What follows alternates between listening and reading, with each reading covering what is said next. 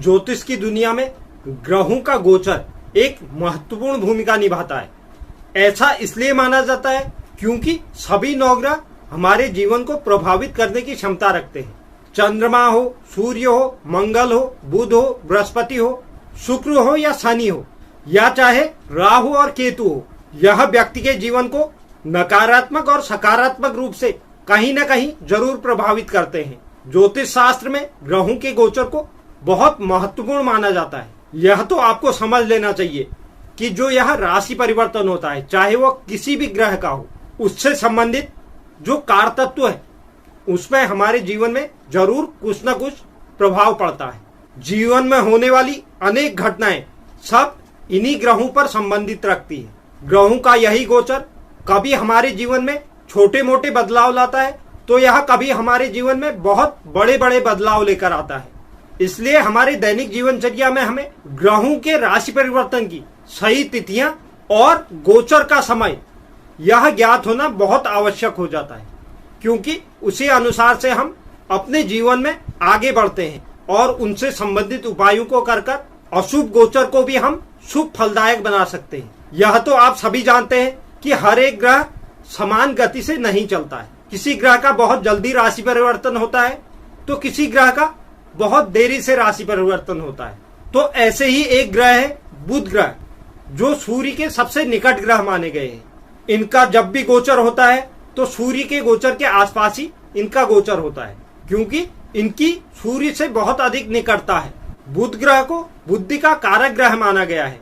साथ ही साथ यह हमारी तार्किक क्षमता को भी प्रभावित करता है।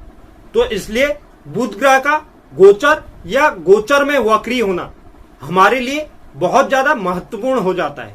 इस बुध ग्रह को बाल ग्रह कहा गया है। साथ ही साथ बुध ग्रह को ग्रहों का राजकुमार कहा जाता है। कुंडली में इनकी शुभ स्थिति व्यक्ति को अत्यधिक बुद्धिमान बनाती है। ऐसे व्यक्तियों की तार्किक क्षमता भी काफी अच्छी होती है। यह अपनी अशुभ अवस्था में व्यक्ति के बुद्धि को बहुत ज्यादा प्रभावित करते हैं। साथ ही साथ वाणी से भी बुध को जोड़ा गया है। वाणी के भी कारक ग्रह हैं बुध। तो व्यक्ति की वाणी में कठोरता या मधुरता यह बुध की शुभ या अशुभ स्थिति ही देती है। वर्तमान समय में बुध तुला राशि में गोचर कर रहे हैं। अब यह तुला राशि से वक्री होकर कन्या राशि में आने जा रहे हैं। बुध ग्रह का कन्या राशि में वक्री गति शुरू करना 2 अक्टूबर 2021 को सुबह 3:23 पर शुरू हो जाएगा। 2 अक्टूबर 2021 को बुध मंगल के चित्रा नक्षत्र में रहेंगे। बुध ग्रह मंगल को सम ग्रह मानते हैं, जबकि मंगल बुध को शत्रु मानते हैं। उसके बाद 8 अक्टूबर 2021 को यह अपने शत्रु चंद्रमा के हस्त नक्षत्र में प्रवेश करेंगे। 15 अक्टूबर 2021 को बुध का पूर्वोदय होगा, जो अभी तक पश्चिमास्त चल रहे थे। उसके बाद 18 अक्टूबर 2021 को यह हस्त नक्षत्र में ही, जो इनके शत्रु चंद्रमा का नक्षत्र है, उसी नक्षत्र में मार्गी गति शुरू करेंगे।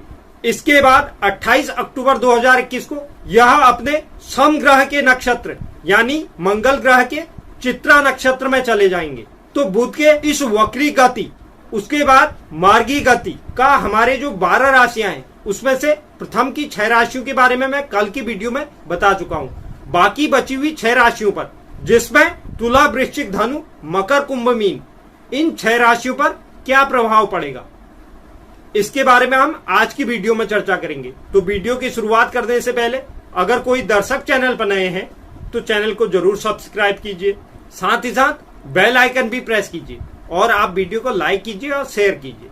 चलिए शुरुआत करते हैं आज की अपनी प्रथम राशि तुला राशि से। तुला राशि के लिए बुध 9वें और 12वें भाव के स्वामी होते हैं। इस समय अवधि में यह आपके 12 भाव में वक्री गति शुरू करेंगे। यह गोचर आपके जीवन, संचार और वाणी को मामूली रूप से प्रभावित कर सकता है और इस समय अवधि में आपको मिश्रित परिणामों की प्राप्ति होगी। आपके जो लंबे समय से रुके हुए कार्य हैं वह भी इस समय अवधि में शुरू होंगे और इन कार्यों के पूरा होने की भी पूरी संभावना बनती है।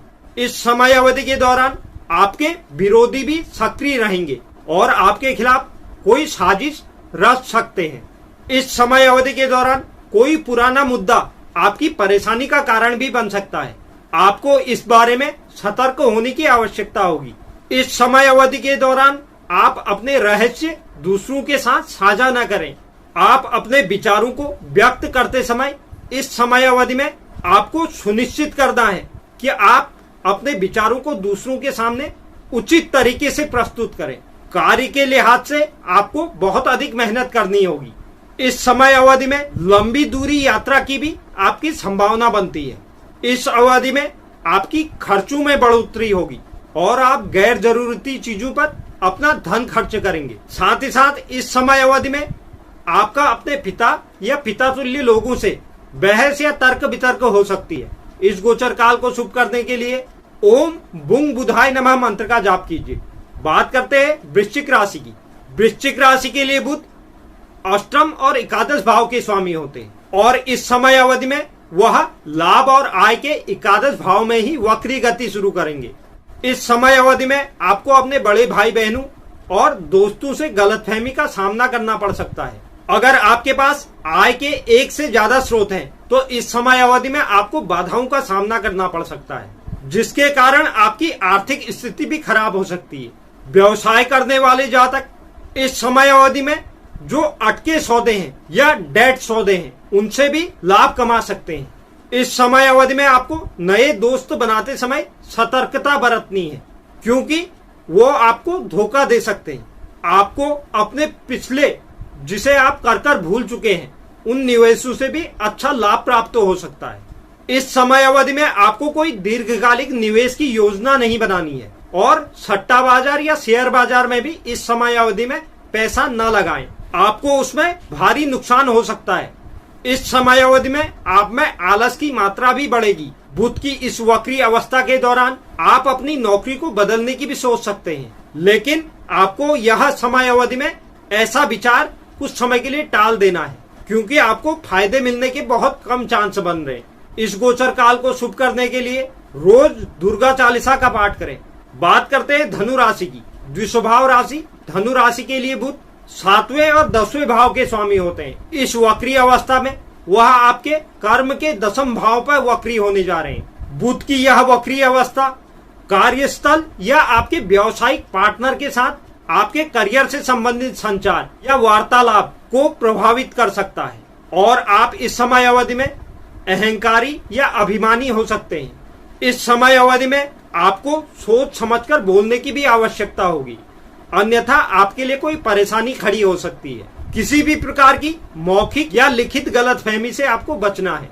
मैसेज, ईमेल या बातचीत के दौरान आपको अपने शब्दों का जो चयन है वह भी सोच समझकर करना है। अगर आप व्यवसाय करते हैं या कोई पार्टनरशिप में व्यवसाय कर रहे हैं, तो आप अपने सहयोगी या पार्टनर के साथ अच्छे संबंध बनाने की कोशिश करें।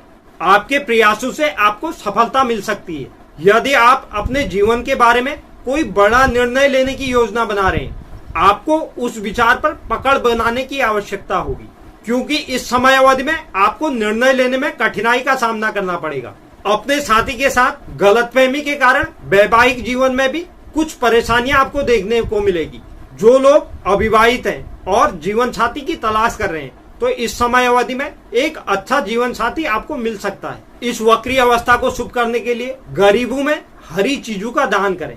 बात करते हैं मकर राशि की। मकर राशि के लिए बुध 6ठे और 9वें भाव के स्वामी होते हैं। इस वक्री अवस्था में भाग्य के 9वें भाव पर बुध वक्री होंगे। यह वक्री अवस्था आपके कानूनी मामलों से संबंधित और कार्य क्षेत्र में आपकी पकड़ को प्रभावित करेगा। इस वक्री अवस्था के समय पर आप काम से किसी यात्रा पर निकल सकते हैं। यदि आप इस समय पर उच्च शिक्षा के लिए योजना बना रहे हैं, तो आप इस योजना को तब तक के लिए स्थगित कर दें जब तक बुध मार्गी गति शुरू न कर लेते, यानी कि 18 अक्टूबर 2021 तक।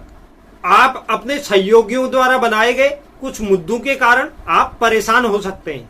अगर आप किसी कानूनी मामलों में शामिल हैं, तो आपको यह सुनिश्चित करना होगा कि आप वकील के साथ अपनी स्पष्ट बातें रखें।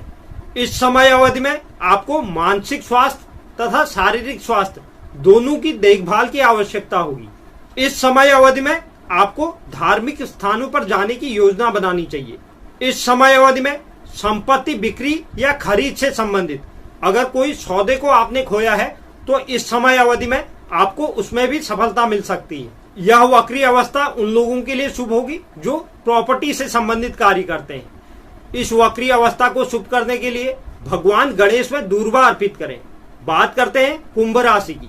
कुंभ राशि के लिए बुध 5वें और 8वें भाव के स्वामी होते हैं। इस वक्री अवस्था में वह आयु के अष्टम भाव पर वक्री गति शुरू करेंगे। यह वक्री अवस्था आपके जीवन के कई क्षेत्रों को प्रभावित करेगा, जैसे कि आपके बच्चे, आपके संबंधी, आपके कार्य क्षेत्र और आपके वित्तीय क्षेत्रों को यह वक्री अवस्था प्रभावित कर सकती है। इस अवधि के दौरान आपको थकान भी महसूस होगी।